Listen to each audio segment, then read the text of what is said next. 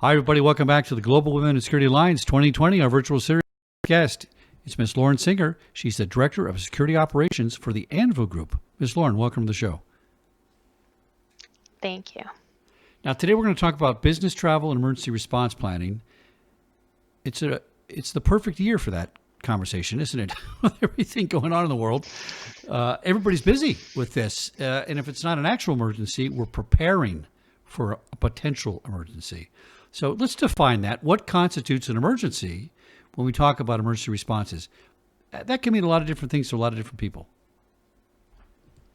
Yeah, so for the purposes of security support and executive protection, and therefore what I'm going to talk to you about here today, an emergency is an incident or series of incidents which threaten the safety of a company's employees or operations, which therefore require the immediate response.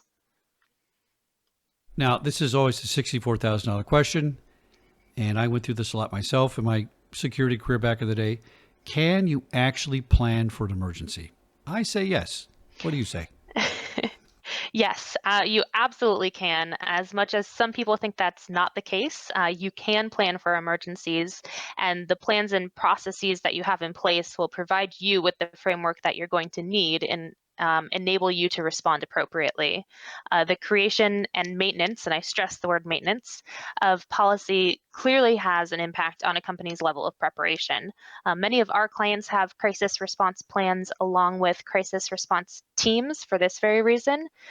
These plans identify what constitutes an emergency, what steps are to be taken during specific types of emergencies, as well as the roles and responsibilities of the crisis response team. The plans take the guesswork out of the emergency and then provide the stakeholders with a comprehensive instruction manual, if you will, for the response process. Similarly, many companies have evacuation plans for their facilities, particularly those in regions that are considered to be austere. Another method for emergency preparation that can sometimes be overlooked, but really shouldn't because it's incredibly important, is ensuring that travelers are trained and fully prepared for any upcoming travel. This includes ensuring travelers are aware of not only the risk summary of the country and city or cities to which they'll be going, but also ensuring the traveler is aware of their own traveler profile.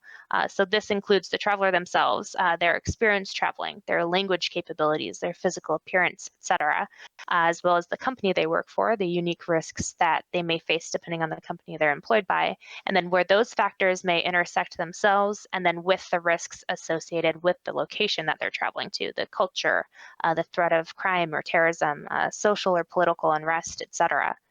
Now, speaking about training, it's also important for travelers to be trained in threat identification and threat avoidance techniques to recognize what the risks are for business travelers, how to recognize those, how to identify them, and then, of course, how to mitigate them. These trainings essentially teach travelers how to become a hard target in order to minimize the potential impact of those threats. By nature, there are some emergency response situations which fall on the reactive side of the spectrum. For example, emergency response to an earthquake, sudden instances of civil unrest, the onset of a medical condition, etc. But that all being said, companies can be proactive in face of an emergency, and a key part of that starts with using intelligence. Here at Anvil, we recommend creating a comprehensive threat assessment prior to taking a trip to any location, though of course, most notably an austere location. These reports contain intelligence regarding crime, safety, civil unrest, environmental factors, as well as details that are really specific to this upcoming trip. So that would include route reconnaissance from the airport to the hotel, from the hotel to the meeting locations, etc.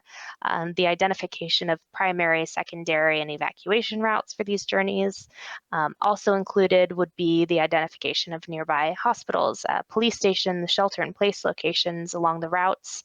Having a document like this at your fingertips helps to mitigate against potential threats that can help the traveler and or their security team respond quickly and effectively if a situation does arise. So, as a famous public official once said, there are the known knowns, there are the known unknowns, and then the unknown unknowns, right? So, to that point, are there some situations we just can't prepare for? Sure. There still are, there's, of course, the possibility for events to occur which you can't prepare for. Some example of these can be terrorist attacks, sudden onset of civil unrest, natural disasters that can't be predicted, like I said before, like an earthquake. You can argue that intelligence on a location can prepare you for terrorist attacks, as you should know what organizations are active in a given region. Um, but Nice, London, New York, Boston, all examples of how that's not necessarily always the case. The same could be argued for civil unrest, but the sudden onset of protests in Chile or across the US certainly serve as exceptions to that rule. So yes, there are absolutely situations in which you're going to fall on the reactive side of the spectrum. But that being said, if your company has appropriate contingency measures in place, such as the emergency response team I spoke about earlier, or if your company has a security partner who can assist across the globe in response to an emergency, you're still much better off. You said a perfect word here.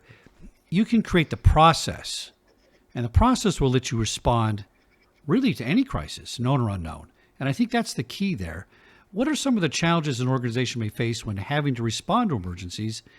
I'm a firm believer if you have a process in place with forward placement of your assets, you're much better off. Sure, and you're going to be better off, but of course there are challenges. We've seen a few of them. One challenge is the high demand of support needed during an emergency situation. It's not always the case. In fact, it's usually not the case that you're the only one in need of support. We had people scrambling for flights out of Egypt during the Arab Spring. During hurricane season, we're here in Florida, so we've seen a lot of hurricanes. We've seen this happen following large-scale natural disasters where things like fuel, supplies, satellite phones, even airboats are in high demand and low stock. And then there's the, kind of incidents that you don't really think about, the secondary effects of an emergency, maybe airport closures, damage to roads, or even road closures, new travel restrictions, which COVID, of course, is a great example of, unfortunately. And Anvil's coordinated a number of repatriations of individuals who were stranded in other locations when the pandemic first hit. And these repatriations were incredibly challenging because they included medical tests, permitting from your departure country, permitting for overflights, permitting at the arrival country, all of that at a minimum, and in the very unique environment of this COVID pandemic. And I mentioned this briefly in the last question, but the best way to overcome challenges, and you said it yourself, just to ensure that your emergency response policies are up to date, ensure all relevant stakeholders are trained on your policies. Tabletop exercises are a great training tool for ensuring your team's able to follow your plans correctly, and ensuring your security partner has a global footprint and can support unique needs like those that are bound to arise during emergency situations. Let's go back to employee training. I've always had the belief that if I had my 500 guards at my guard company individually trained to take care of themselves, those 500 people acting as one individually is better off than somebody saying, I'm the floor warden, everybody follow me. Because if the floor warden gets taken out, you have no leadership. Where are we shifting our training now? Are we focusing more on individual responsibility, or do we still have kind of a hierarchy in emergency response? So it's completely dependent on the company and how your company functions. At Anvil, our clients are from various different types of industries. So each client might operate a different way. Like you said, you never want to have a single point of failure. That's imperative. Your emergency response plans should cover that as well. But people should know what their roles are. So your roles and responsibilities should be fully outlined, but secondary roles should be provided, and everyone should be trained on it.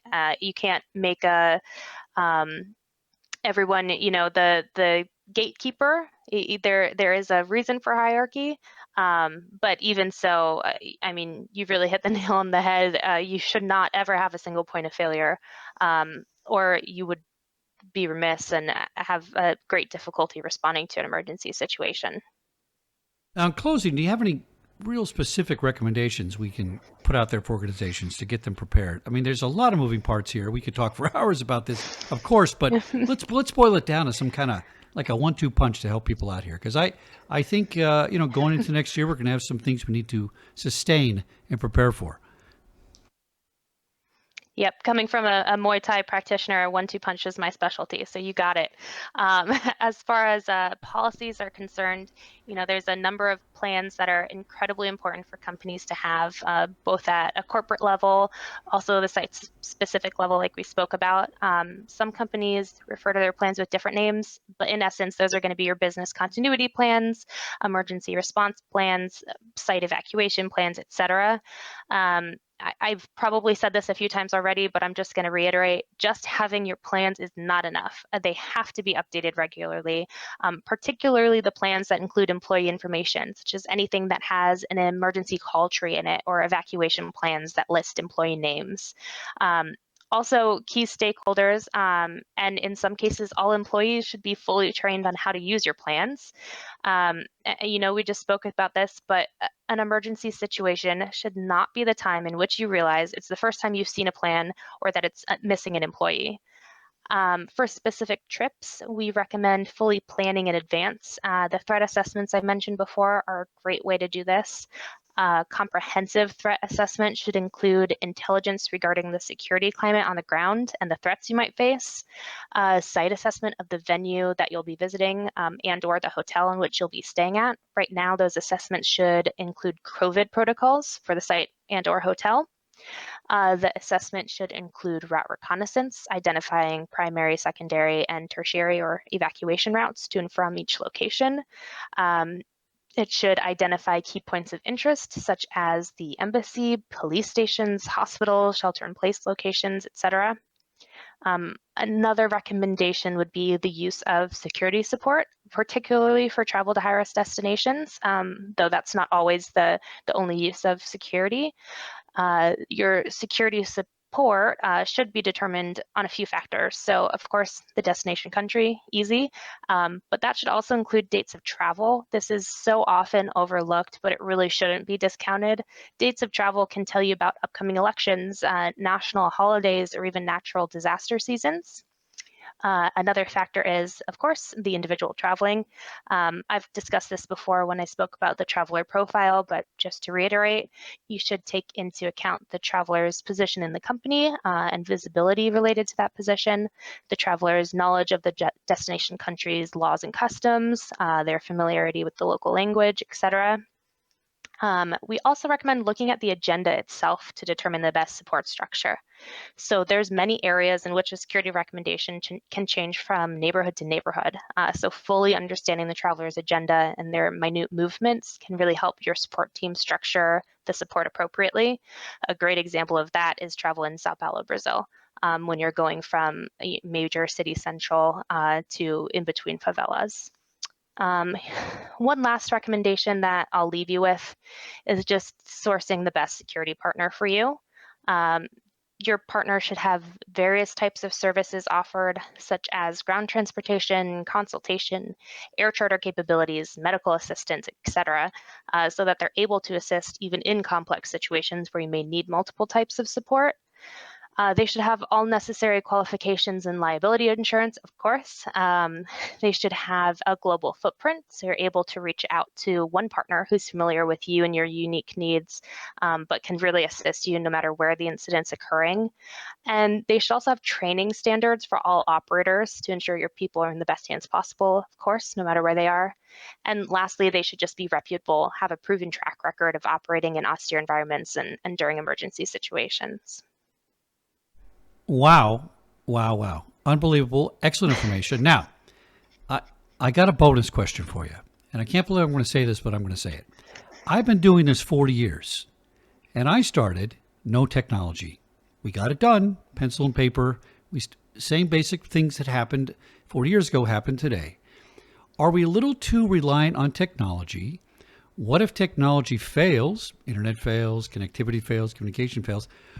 Should we be planning our tin can and wire scenario for communications and, kind of going back to some old fashioned responses that may serve us well if everything goes out?